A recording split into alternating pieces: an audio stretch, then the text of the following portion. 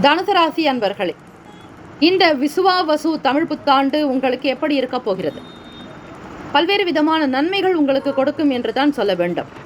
ஜோதிட சாஸ்திரம் அப்படித்தான் சொல்கிறது. குரு பகவானுடைய 7ஆம் பார்வையால் உங்களுக்கு அனைத்து சிரமங்களும் விலகும். மிதுன ராசிக்கு குரு பகவான் பெயர்ச்சி ஆகிறார். மிதுனம் என்பது உங்களுக்கு 7வது ராசி, அதாவது களத்திரஸ்தானம், உங்கள் துணைவரை பற்றி சொல்லக்கூடிய வீடு.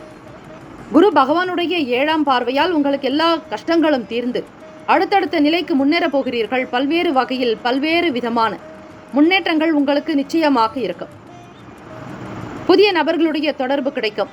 நல்ல சூழ்நிலைகள் அமையும். வாழ்க்கையில் உங்களுக்கு நல்ல முன்னேற்றங்கள் கொடுக்கக்கூடிய பொன்னான காலகட்டம் தனுசு ராசி அன்பர்களே. உங்களை சுற்றி இருப்பவர்களிடம் நீங்கள் சற்று கவனமாக இருக்க வேண்டிய காலகட்டம்.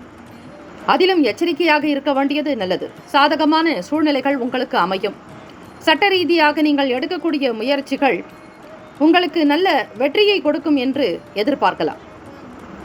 அடுத்ததாக கன்னிராசி அன்பர்களுக்கு இந்த தமிழ் புத்தாண்டு, விசுவாவசு தமிழ் புத்தாண்டு கிரக அமைப்பு உங்களுக்கு எப்படி இருக்கும் பார்க்கலாம்.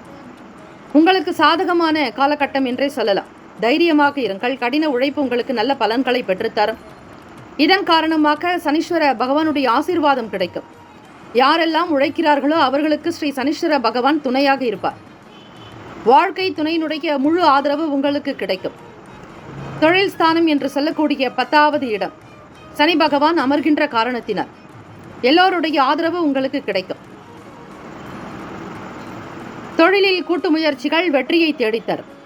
வியாபாரம் மற்றும் தொழிலில் உங்களுக்கு நல்ல லாபங்கள் உண்டாகும். மாணவர்கள் கல்வியில் சிறந்து விளங்கக்கூடும். குடும்பத்தில் மகிழ்ச்சி அதிகரிக்கும். உறவினர்களால் உங்களுக்கு மகிழ்ச்சி உண்டாக்கும் என்று நீங்கள் நம்பலாம்.